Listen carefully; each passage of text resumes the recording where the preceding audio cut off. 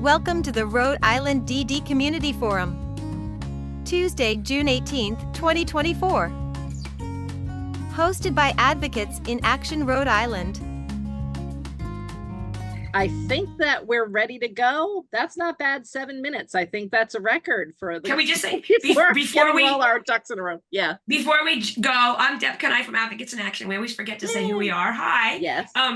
If you're a panelist, you're able to you're actually able to respond to questions and the questions and answers. Please don't. If there's any questions there, Andrew Whalen, who's going to introduce himself in a minute, he's going to read the questions out loud. We don't like to answer them in the question and answers or the chat, because if people can't read, then they lose out on the question and the answer. So we'll just have him read them, and then people can answer them. And then please stay on mute unless you're talking, because otherwise you're going to just hop up into the recording instead of the person who's talking. And also, if we do mute you, it's not anything personal. It's just for the sake of the recording. Don't unmute again after we mute you. Speaking of mute, is Keith here to mute people? Is Keith here? The muter, He's Mr. Muter? Here. No? No, but that's right, okay. I'll keep an eye out. We'll make Andrew McQuaid a person he can mute, because he's got that. He knows how to do that. He's here. I haven't seen him in a while, so we can bug him. Andrew, you get voluntold every time. You got to make him a co-host. If people are talking, Andrew. Here we go. Andrew McQuaid, you are now we're going to make her do it. Oh, well, anyway, Kelly's camera doesn't work. Okay. So. In any case, it is true that we never introduce ourselves. I'm Michelle White from Advocates in Action, and I'm going to turn it over to Andrew Whalen, who's going to take it from there. Hey. Hello, everyone. My name is Andrew Whalen. I'm staff at Advocates in Action. My official title is a peer resource specialist. Just so that you know, and I hereby officially welcome you to our June 2024 annual quarterly DD Community Forum. Now, just to reiterate, I will read whatever comes up in the chat. So I think we would appreciate it if nobody responded individually to that. Because, again, as Deb said, it's not fair to those who don't read. I think it's also unfair to those who can't see that might be on this broadcast as well.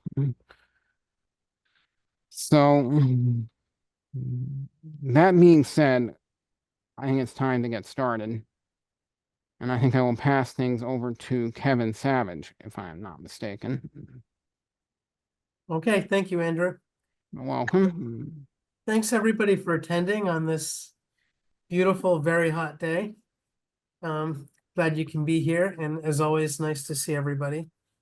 We're going to go over a few items today, but as always, I like to leave a lot of time to hear from you, to get your questions, and to do our best as a team to answer your questions. And so that's really the main part of why we get together. That's really to hear from you, our DD community.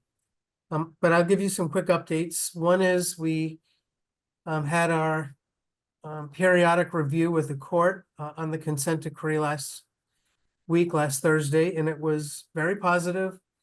And I think the court and the Department of Justice and the court monitor have reached a point where they can see that the work that the state has been doing with all of you, alongside all of you, listening to all of you, that it's really making a difference. And we're scheduled to be at the end of the consent decree by this time in 2026. And the whole group is really getting to the point of being able to see that the end of the consent decree is in sight. But reminding us not to let our foot off the gas. We have a lot of work to do, particularly in the area of employment, especially for those people who have never been employed. We want to continue to work hard on supporting people and accessing the community. We have to, of course, get to implementing conflict-free case management, which we'll talk about in a little bit. So there is a lot of hard work to do. There was certainly a lot of reminders about that. We know that. We're working hard at it. We have a great team in the state who's working hard at it. But particularly, staying in touch with people with disabilities, with their families, with people who self-direct, with our provider community, We're working hard with the Sherlock Center, who's helping us with training. Of course, we work with our stakeholder groups like Advocate in Action and so many other people that really help us to understand what the service needs are for people with disabilities. And these calls are great because it's really talking to the people who use our services, who help us learn what we really need to be doing. So thanks for your input, your insight, and just for being part of helping to make the system work better for everybody.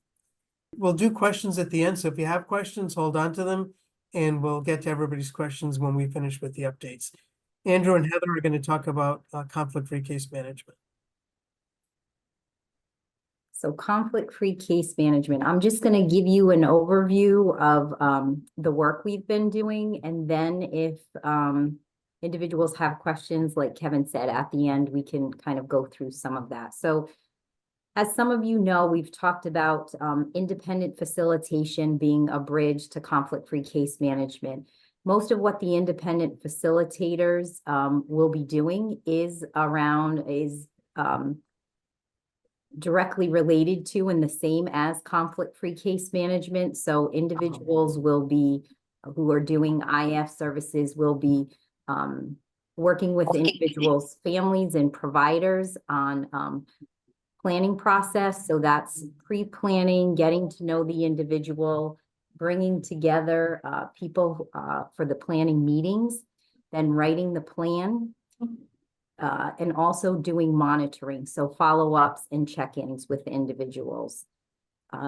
There'll be independent plan writers who will be doing that, and also we have teachers who have expressed interest in doing that work.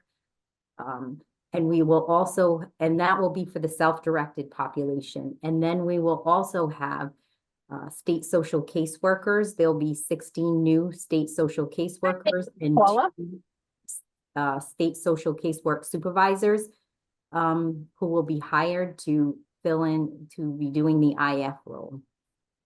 There'll also be conflict-free case management entities. The conflict-free case management entities will actually be working with individuals who are newly coming into the system.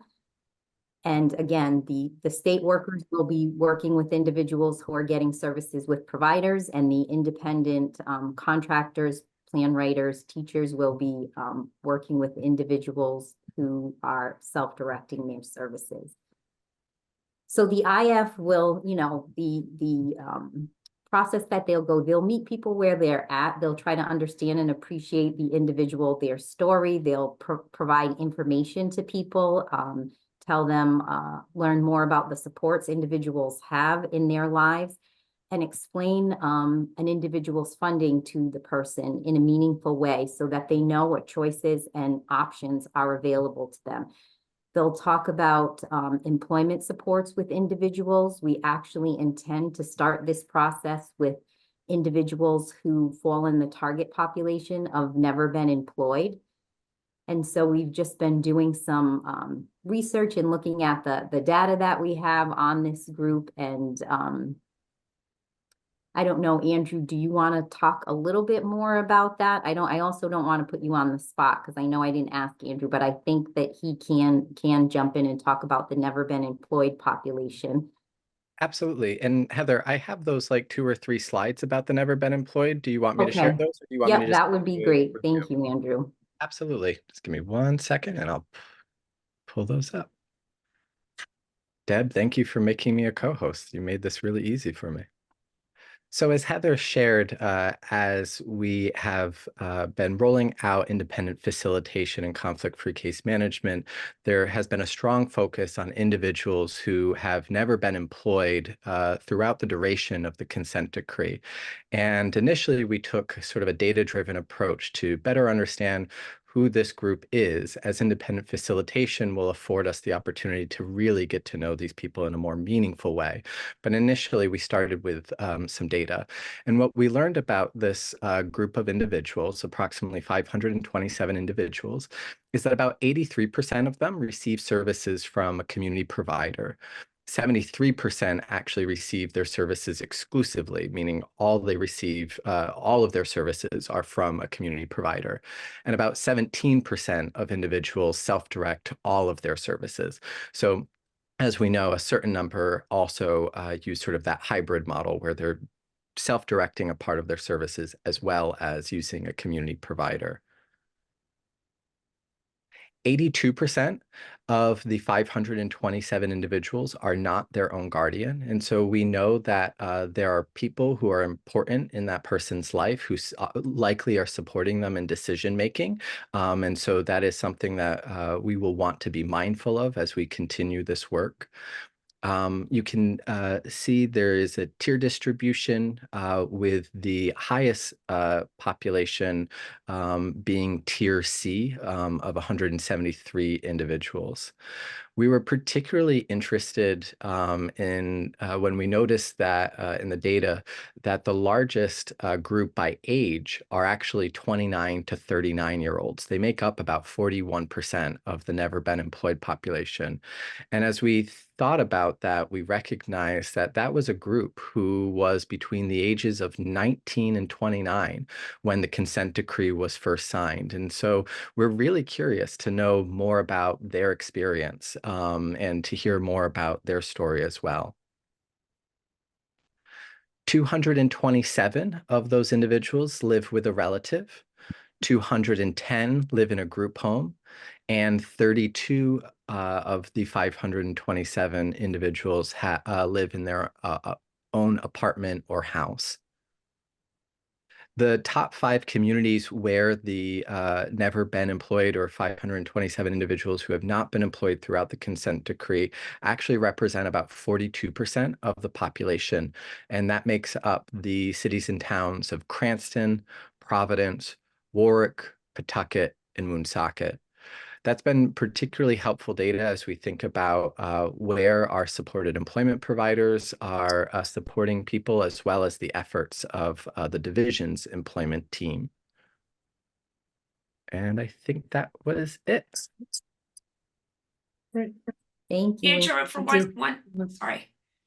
We have an ASL interpreter. If anybody needs one, we can help you start the channel, but you would want to go down and turn on the interpreter. They were a little bit late, but they're here now. Next step. All right. By the way, sorry I'm a little late. I did well at the orthodontist though. Okay. All good, Michael. Yeah. Jackie's going to give us an update, Jackie Cameloni, on self-direction. Thank you, Evan. So the released the technical bulletin employing DSPs in the self-direct service model.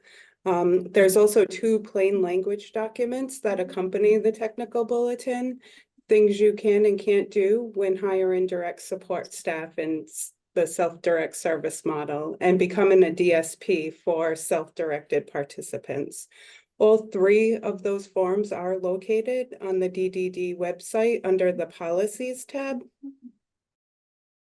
The fiscal intermediaries assisted the division in sending the technical bulletin out to individuals who they provide services to. And in their mailing, it included the technical bulletin, an initial employer acknowledgement form, and a DSP acknowledgement form.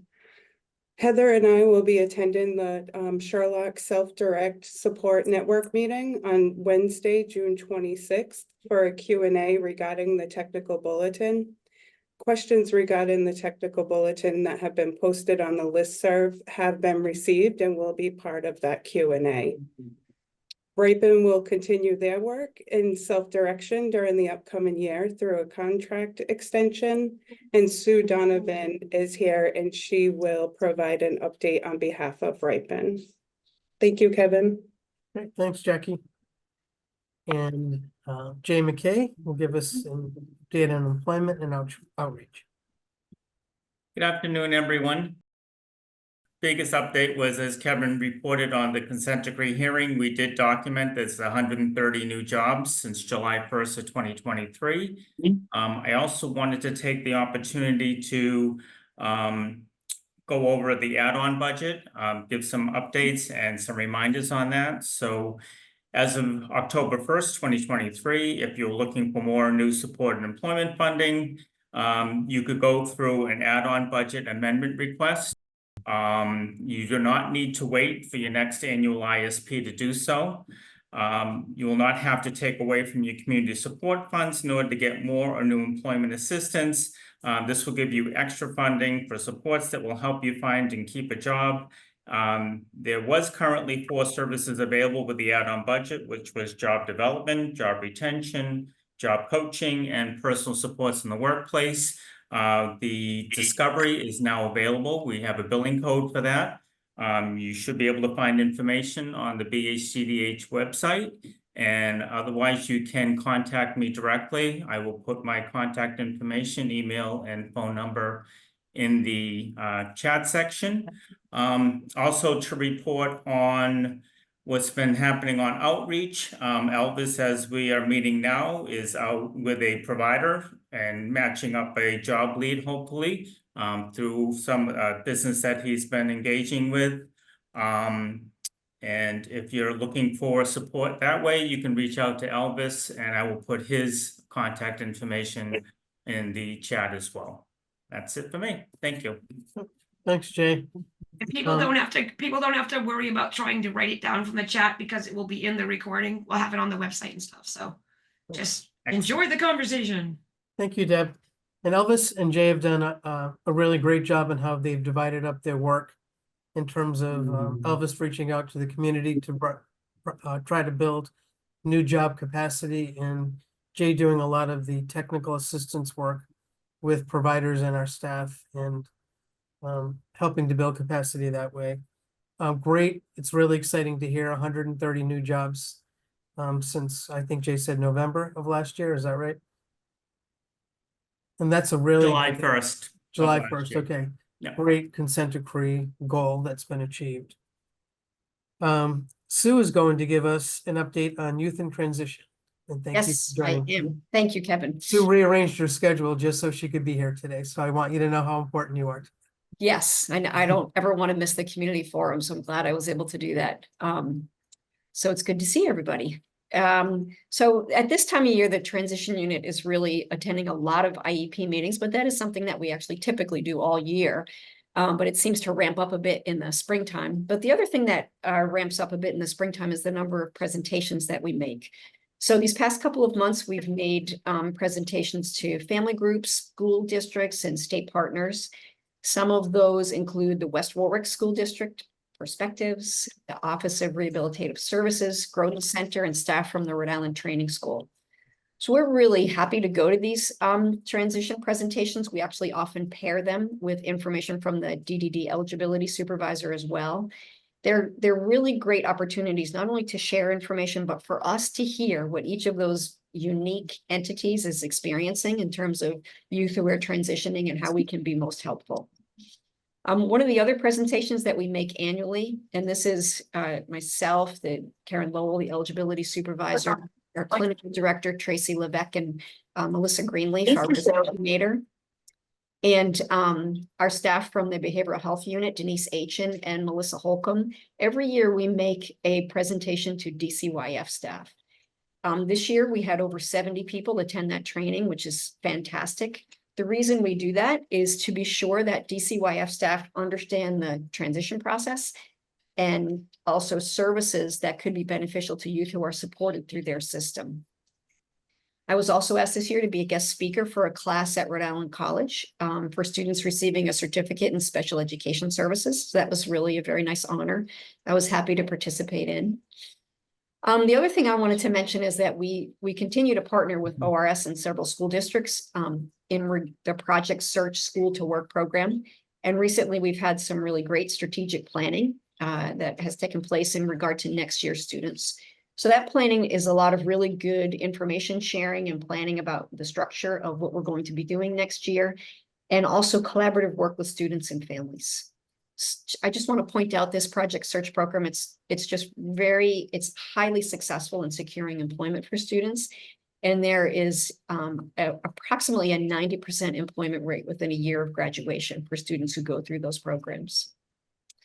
Also, I've been in contact with children's service agencies to remain aware of the needs of youth and families as they're preparing for adulthood, and also to share information about adult services. So most recently, those meetings have been held with staff from Seven Hills, Rhode Island, and Cornerstone, which is part of Access Point.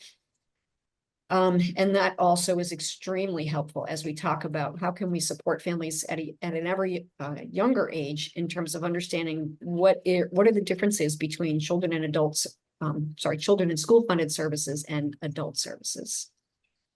So I always like to take this opportunity to thank people who've reached out to me to share your ideas and suggestions. It's really incredibly helpful as we make sure that we're responsive and staying ahead of the needs of transition age youth and their families.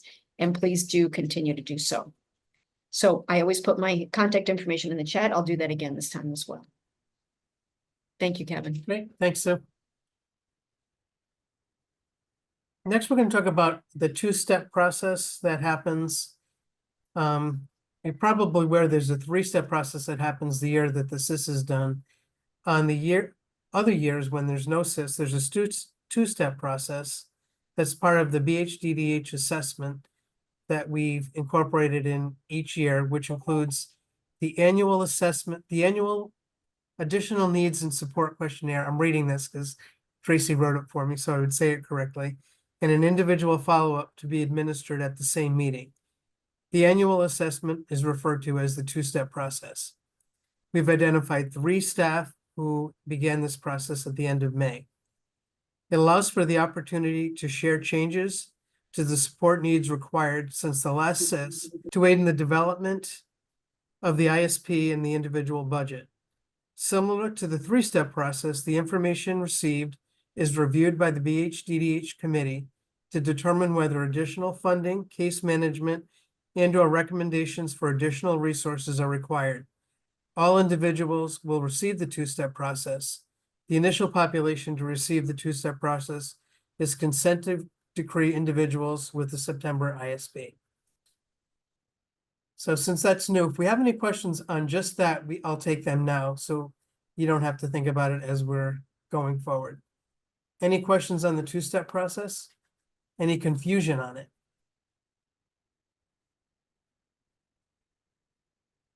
It seemed like that was a mouthful, so Can you say the dates again, Andrew? I mean, Kevin, just. The dates? Yeah. So we started anyone in the consent decree population who has a September ISP, that's the group that's targeted, and we began with them in May. And I see Claire. Yeah, Kevin, if in that process additional needs are identified, is then an S109 process still required? It is done by S109, but that gets done internally. That's just our mechanism. So, and it gets reviewed every year, but the S109 is done within the department. So we're not asking providers or families to have to do that. So there's not the submission of the paperwork that No. traditionally, okay, that's good. Yeah. Thanks.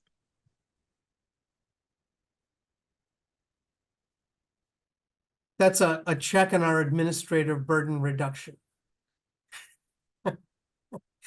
Thanks. Jane? Hi, what about when your ISP annual date is July 1 and you have an S109 in process? We'll still review that. Yep. And that would be done in time for the July 1 start date? If it was July 1, I'm thinking it should have been done by now. So if it hasn't, we can talk about that if you want to give me a call offline, but my guess is the Julys should have been done. Don't they start them 45 days in advance?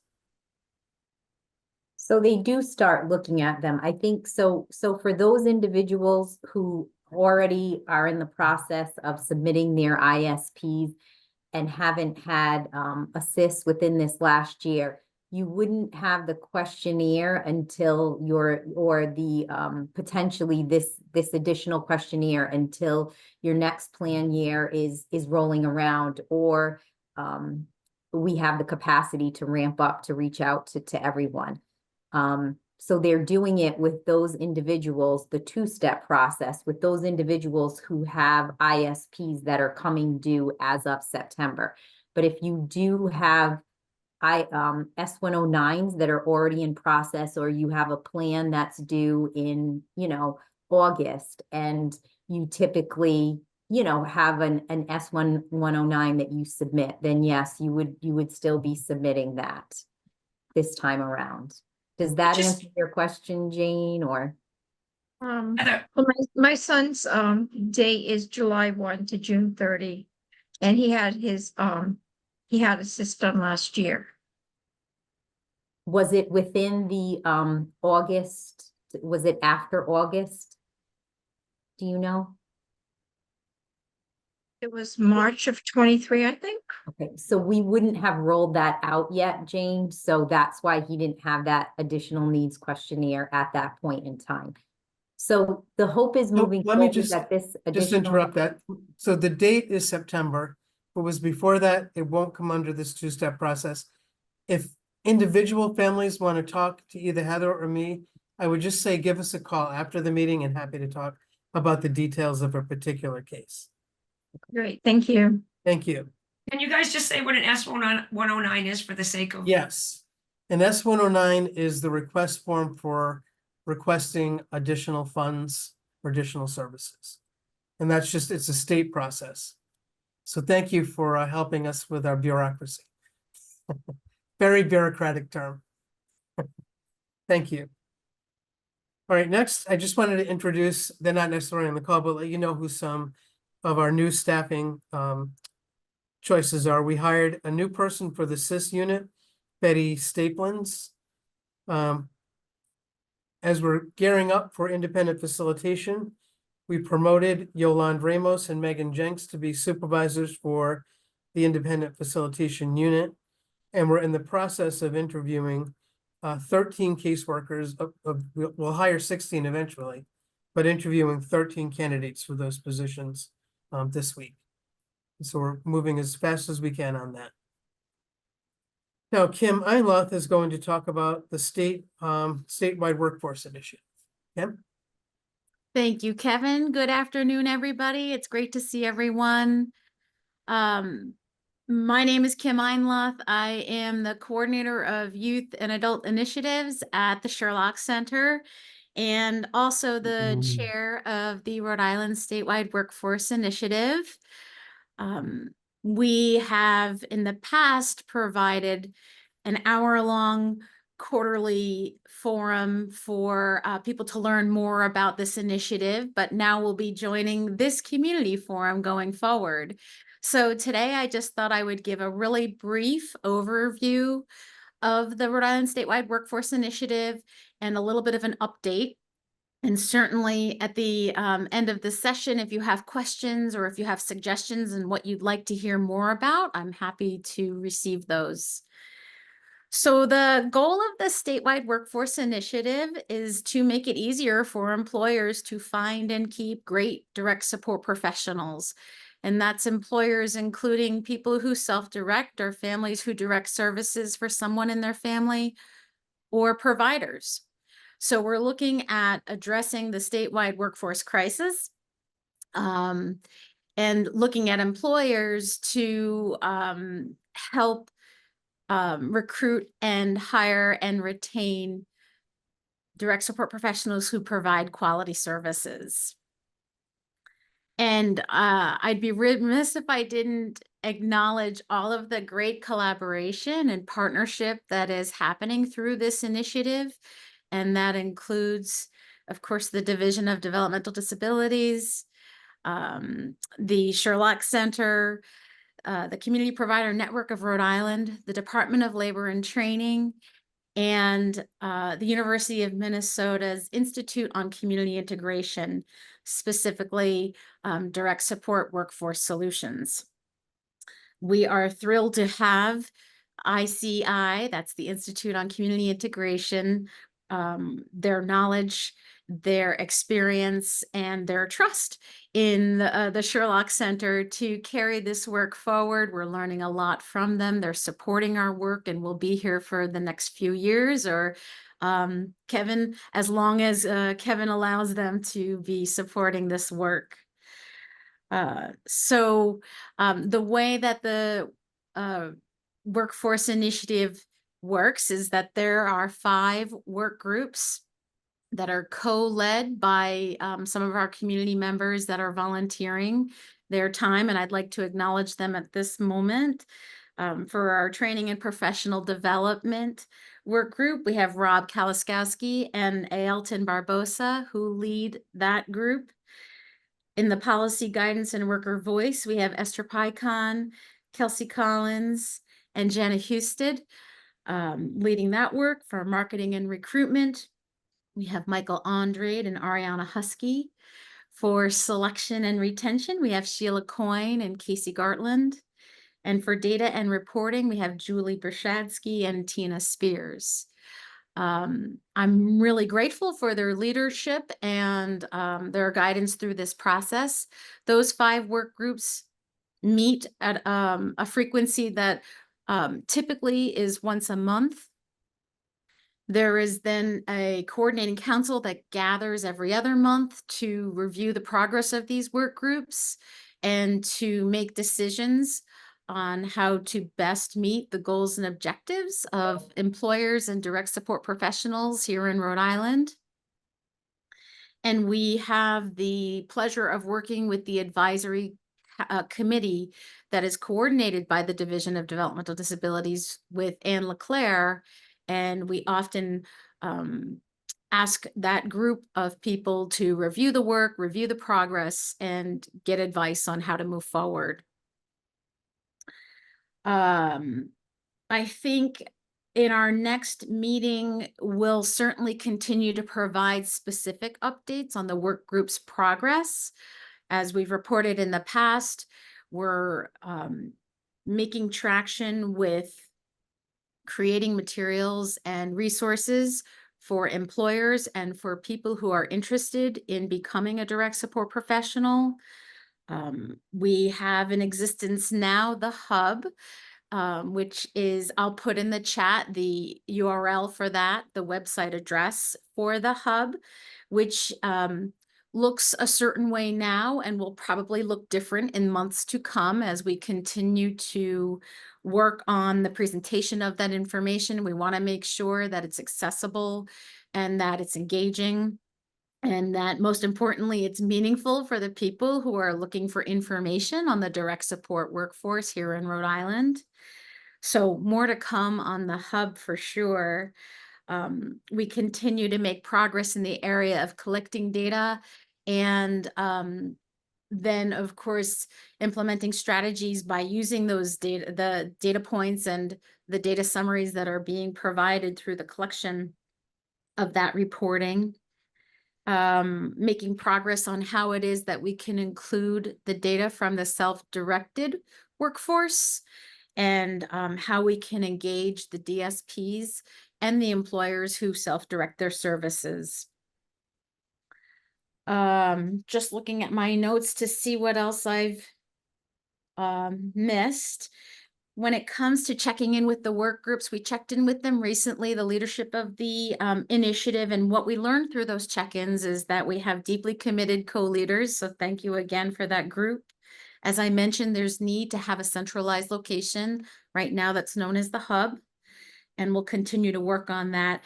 And we're really interested in recruiting more people with lived experience, more direct support professionals, more families. We'd really like to engage people in the statewide workforce initiative.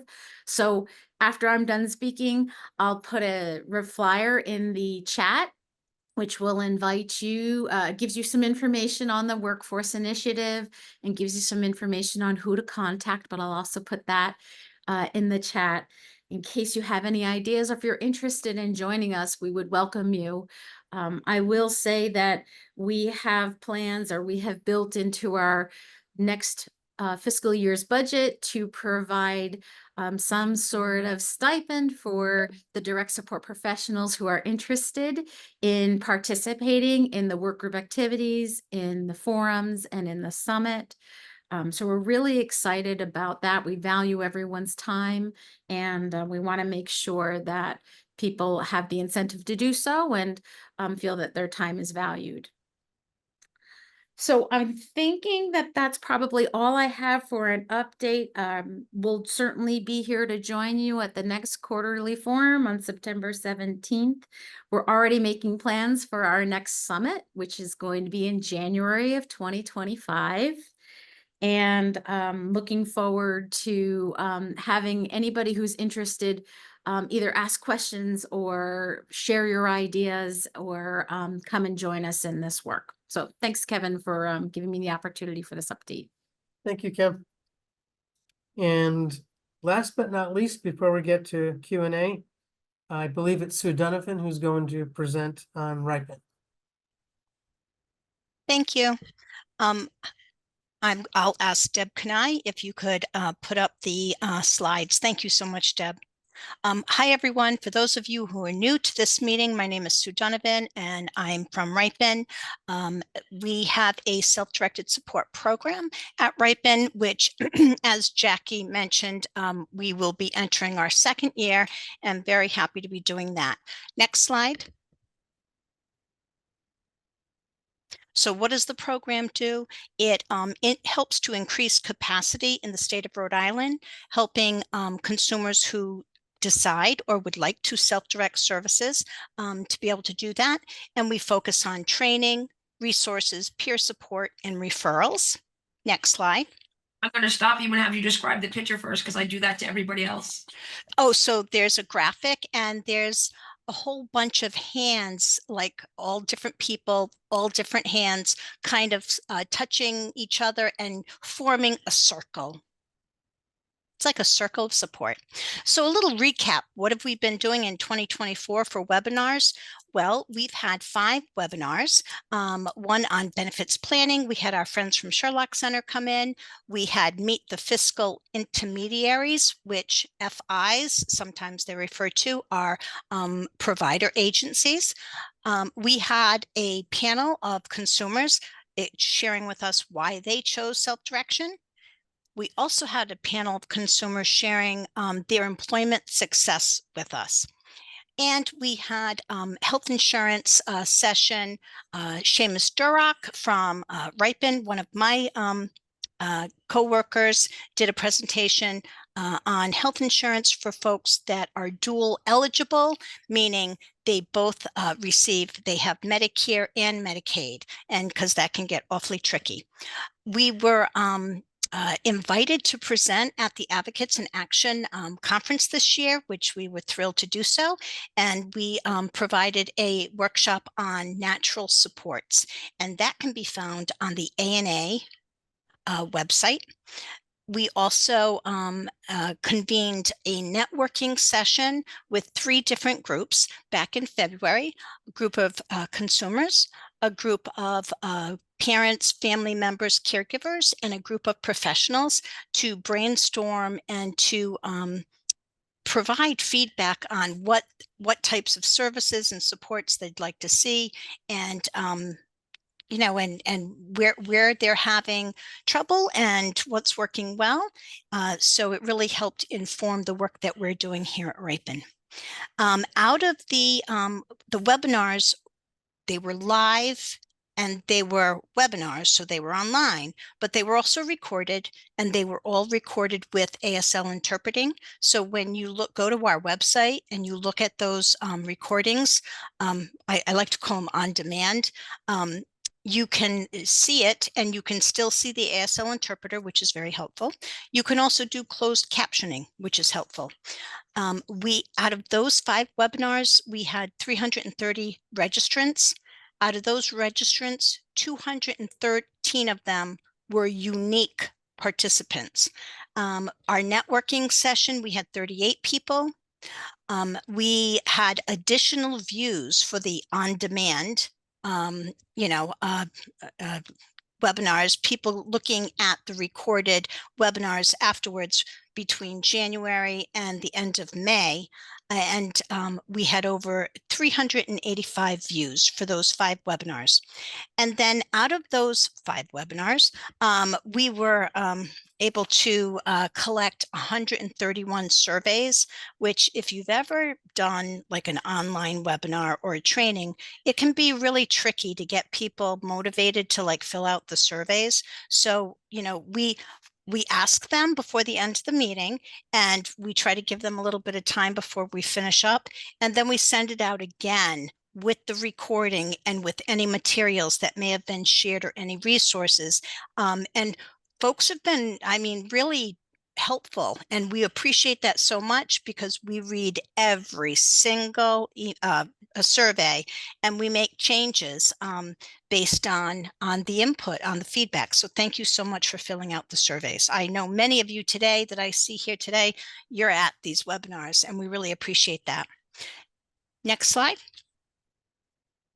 So what's going on right now? Well, I can tell you tonight, we're really excited here at Ripon because tonight is June 18th, and we've got Self-Direction Connection coming. We've got an in-person event starting at 5:30. We have parents, caregivers, and guardians that are within our self-directed community, and they're going to be joining us at 5:30 for some conversation and connection.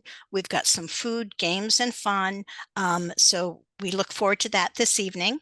Next week, next Tuesday on June 25th, we have mocktail premiere party. So we'll have some mocktails, which are our beverages, and there will also be food to enjoy as well. And we will be premiering our social recreation guide that we have developed in conjunction with BHDDH and with other folks here at Ripon, and we'll be sharing that. It's an online resource and also a printable PDF. So we're really excited about that. For the 2 in-person events tonight and next week, we've had a total of 83 participants register. So next time I'll update you and see how many people actually came, but we're very excited about that. So the Navigator is our new newsletter. And if you're not on our email our list, go to our website and sign up. We've the May and June navigators have gone out, and we have different articles depending on what's going on in the month. We have an update corner for our partners, Sherlock Center and Advocates in Action. And you know, we update on activities, events, anything that's going on here in the self-directed world. So I invite you to sign up for that. And then, last but not least, on the road with self-direction. This summer, the self-directed team will be going to 5 different locations. They've set up a tour. Okay, I almost bought a van, a VW bus like that many years ago. Love that bus. We'll be at the public library, the Peacedale Library. We'll be going to the Barrington Public Library, the South Providence Library, and we will be going to Central Falls High School. And, you know, so dates starting in July 16th and then wrapping up our tour on September 10th. So you can go online again and you can sign up for any of those, again, feedback sessions.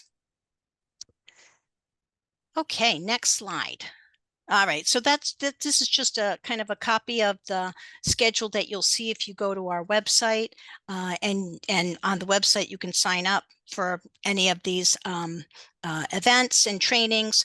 In July, we will be bringing you the best of based on popular demand. Many of the trainings this past year, you can see like there's usually like 3 or 4 that really get a lot of views during the month. So we will be what we call here at Ripen re-socializing. We'll be like getting them out again. We'll be sending them out and reminding folks that they're there and making sure that they have a link so that they can check it out if they missed something. All righty. Next slide. Okay. Oh, yes. Save the date. So you definitely want to save the dates. We have a couple of dates that are super important. August 13th, we're going to have our live employment supports webinar. We're calling it the 2024 employment supports webinar because the 2023 was a big hit. And a lot has changed since 2023. And our friend Jay McKay can tell you that. So we're going to have all of the updated all the updated things, right? The resources, the process, how do I engage? How do I connect? Who do I talk to? I want a job, or I want full-time job, or I want more hours, or, you know, I need to build some new skills. So Jay will be, Jay McKay from BHDDH will be meeting with our programs advisory next month. And then on August 13th, we'll have him and friends from ORS, the Office of Rehabilitation Services, as well as our friend Sue Babin from the Rhode Island Developmental Disabilities Council, and our friends Rory and Tracy from Access Point to talk about Project Search that's going on over at Bally's. We're really excited to hear how their year went. So that will be on August 13th. And then November 8th will be our first annual statewide conference, Self-Directed Supports. So we are looking forward to getting out a save the date flyer with a registration link at the end of next week. So you'll want to be looking for that. We're going to have it at the Crown Plaza in Warwick. There will be refreshments and there will be lunch served, and multiple panels and breakout sessions to help folks that are new or just really need to like recalculate and, you know, and looking for where do I begin? How do I connect? And how can I make self-direction a viable option for me and my team? And then one thing that I wanted to give a quick plug for, right? A little infomercial. So as part of this project, Ripen staff have been reaching out. They have a calling campaign going on. So they've been reaching out and calling consumers that are self-directing, and there's a lot, right? There's a lot in Rhode Island. So they're making a lot of phone calls. And up to date, they started this calling campaign around November 2nd. And from November until now, they've reached out and connected with 533 contacts that are folks that are self-directing in Rhode Island.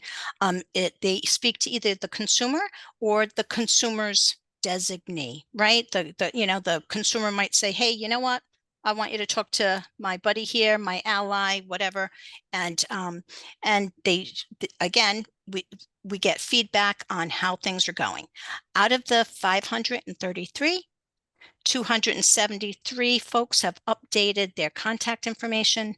145 calls, folks, we've had lost contact for a number of different reasons. And then 15 of them are no longer self-directing, again, for different reasons.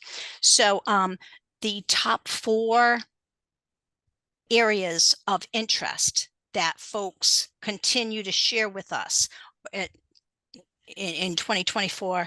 Number 1, staffing, finding, hiring, and keeping good staff. So Kim, keep up the good work because we need you working on that. Number 2, health insurance. Health insurance is tricky.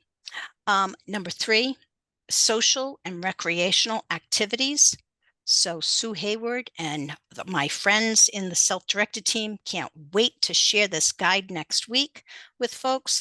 And then last but certainly not least, employment supports. And that's why our employment supports webinar and training has had so much interest.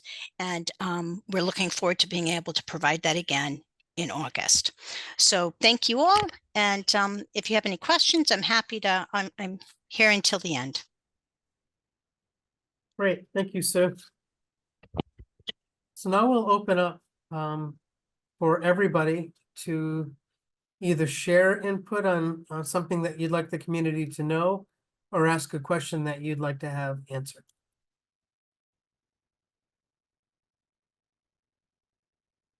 I just would like to know, the hub, is there a bilingual version of that? I know there was talk of that at one of the in-persons. Is that bilingual or will be? I believe that the hub is available in different languages through Google Translate, but I'd have to check on that, Deb. And we're always mindful of the need to have materials in English and Spanish and to provide resources in plain language. So we're certainly paying attention to that, and I appreciate the reminder. I can double check, and I'll put a note in the chat about the existing hub. Thanks, Deb and Kim. Anyone else? So the link that you mentioned, Sue, the for the all of the conference recordings is just I put it in the chat, but if you go to our homepage, www.advocatesinaction.org, there's a button right there that just says click here for the conference stuff. And the one that I need to, I got the rest of the recording, so I have to add to that one because we only got half the recording for natural supports, but the rest of it will be there. So you can see these awesome presentations people did. And the people also gave us their slides, so you can look at their slides too. And Sue, where was transportation on the list of things? It didn't make the top 4 or top 5. I know. Yeah. I know. I don't know, is it progress or is it people who've just given up asking? You know? I don't know.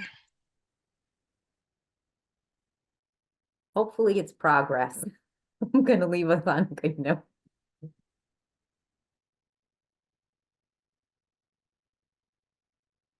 One question we get all the time, Heather, is just with the technology fund, just in case anybody's wondering if they applied. So people who applied this quarter, they'll hear in July. Is that when they hear?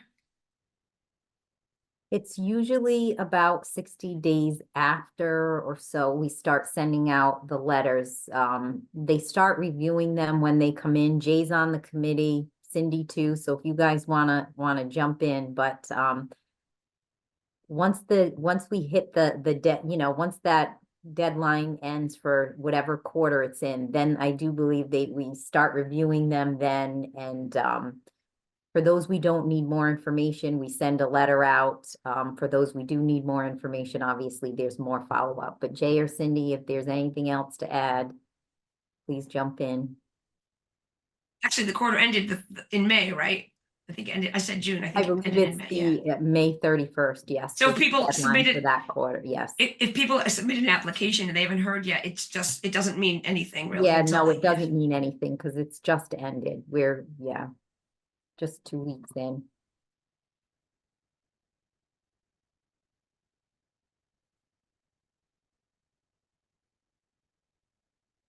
Anyone else? Anything you'd want to share? Besides questions, anything you'd like us to know?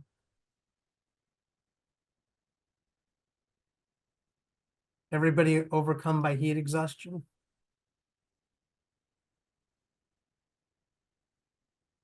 Probably one of the only or the very few people who's looking forward to the next few days of the heat.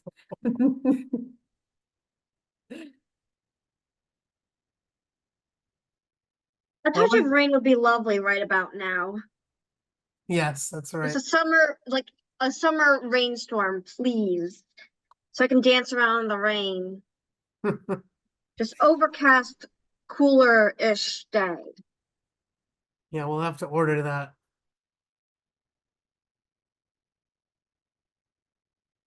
I like to say I'm an all seasons complainer. All right, well, if there's nothing else, we'll let everybody go. Wait, Thank there's you a so much. question in the chat, I think. Is that a question from Irene, Andrew? It said, great meeting. Well, no, after that, there's one from, Will the IS be available, flexible hours instead of just 8:30 to 4, are they gonna have flexible hours? Will they be available on the weekends if families can't meet during the week to write their plans or do their check-ins? Or is it always gonna be 8:30 to 4? No, So I'll just take that. So the people that are being contracted for self-direction, yes, for sure. So the people who are being hired through the state are union people. We will work with people to be available when families are needing them. But we do have to work in accordance with the union contract. There's no way around that. okay, and I mean- I, that's fine. Yeah, that means that we just have to pay them overtime and whatever according to the contract. So we will do that. So yes, we Okay, will ask people to work weekends and holidays and weekends and after hours. That's how we're interviewing them. That's what we're asking them to do. In taking the job, that it's going to require non-standard hours work. So that's certainly part of the entire hiring process. right, so my last question is, right now, we translate all the ISP goals for the clients, because the plan writers don't speak Spanish, they don't write Spanish, and so we have to translate all the ISP goals in order for the DSP to be able to do their work properly. That said, is that something that is considered when interviewing? Yeah, so we Having always try to bilingual- hire as many people who speak Spanish as possible. I think right now we only have, I don't know if it's 1 or 2 people who are, You is have it 2? people. Yeah, you have 2 people. 2, yeah. And So if we me, can increase that, we'd love to. yeah. Okay, so this is the issue though. So if the plan writer then interviews, does the plan in Spanish, it has to still be submitted to Buddha in English. So that's kind of like, that's more work for the plan writers. I'm assuming, I'm just advocating now that they will be compensated to do that? So are they not compensated now? Just help me with that. It would seem like they should be compensated. I don't know why they wouldn't be. No, they're not. All right, let's have that conversation. You know that I don't like people to be doing work they're not funded for, so I've tried to resolve that through this whole rate methodology. I think we've resolved a lot of it, but I'll Yeah. just state as a personal opinion. We have to well, it's not just an opinion, we have to pay for the work that's being done. Thank So if you. there's unfunded work still, let's just figure out the solution to that. I'm happy to work with you on that. Well, thank you very much for that. Yeah.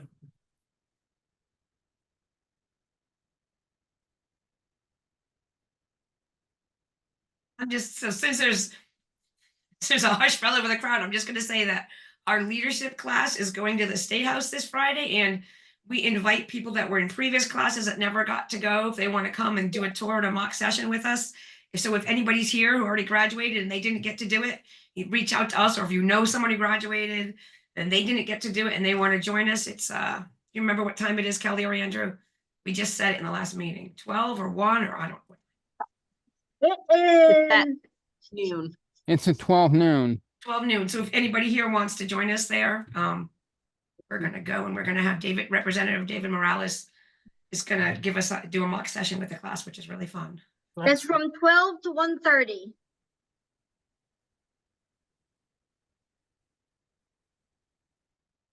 Great. Ask before they get out. You want me to ask? Well, I look forward to seeing some people in the class, in the legislature in the future. So be great. I did you just say what I think you said, Kevin? Because I've been saying that forever. Some people, I wouldn't wish it upon, but there's some people that I know that would be really good. And Yeah. Andrew, you cannot run because you're ours, but Andrew would be really amazing. Absolutely, yeah. I mean, you can run, you can do both, Andrew, but there's some people that, yeah. I was thinking of Andrew, but I didn't want to say anyone's name. Yeah, But since you did. Andrew's a really good teacher too, not to like toot his horn publicly and make him embarrassed, but he's like our up and coming. He's going to be teaching we have a self-direct peer mentors for people who self-direct, and he just went through the class, the first mock class, and now he's going to be teaching it with the next group. He's really great. Aren't you all jealous? You're all jealous because you don't have an Andrew. Oh my gosh. That sounds so creepy out of context. In context, you still don't have an Andrew. He's ours. Can I ask a question before you go? Yes, absolutely. Kevin, this is for you. I have an independent plan client that I write for it. It just passed and we were able to figure it out at the time, but she is deaf and right, Lazo, she's a client of Lazo and Lazo actually paid for the interpreter to come.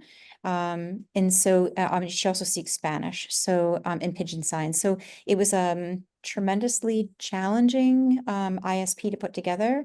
And I know that we had reached out before to ask if we could kind of work on that, especially well in advance of our next year's meeting. Yeah. But just wanted to remind you of that. So what do you remind me of? What you need? Of that, how we can manage to get the ASL interpreter paid for through the funding, or we reached out to Perspectives and it wasn't an option. And so Lazo ended up paying for the interpreter. Yeah, there is a mechanism for funding it. So maybe we just need to, with Arida, you, me, Heather, just sit down and get together. Happy to come to where you are, meet face to face and just work that out and maybe just put it in writing so that people know and there's a sort of succession plan on how it gets done. So we're working together on that, but it shouldn't be a situation where people are getting stuck with the bill. Thank you, Kevin. Yeah, we Yeah. appreciate it. Thank you. So Natalie's on the call. If you want to put in your chat or just let Natalie know your contact information, she'll set up the meeting and take care of it for all of us. Okay. So, Thank you. Kevin, this is Claire. Just thank you so much for arranging that meeting because it needs to happen. It does. But Yeah. when you figure out what the policy is going to be or the mechanism for funding interpreters, make sure that the whole community gets that message. Yeah, we actually are getting that out. Heather's actually worked on that under professional services. So I won't go into the details now, but we are putting a packet out that's going to go to everybody. The issue on me, it might just be a little different with the complication of Spanish and an ASL interpreter. Well, so it's not ASL, I guess SSL maybe, I don't know, but there may be a little more detail with Lazo but certainly it's not a secret. Everybody can have it. So we might just need to figure a little bit more out with that.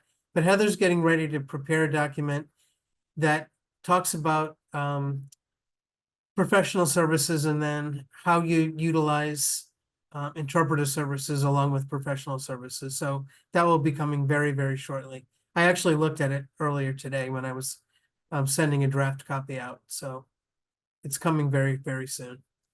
And she's worked hard with Gainwell, who's our funder for these types of things, on how it will be funded right through the Medicaid system.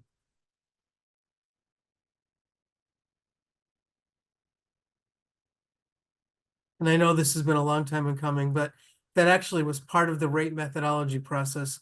And this is one of the last things that we're getting resolved before we complete the whole process.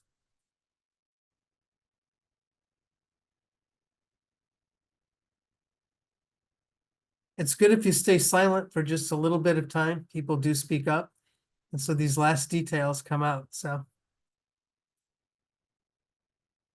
Until you're off, and then they'll start asking questions. And Yeah. That's true.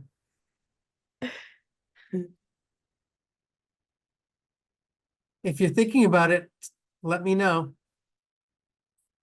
If your hand's on your mouse and you're thinking, I'm going to unmute and ask, this is the time. We're here for you, really. That's why we come on these calls.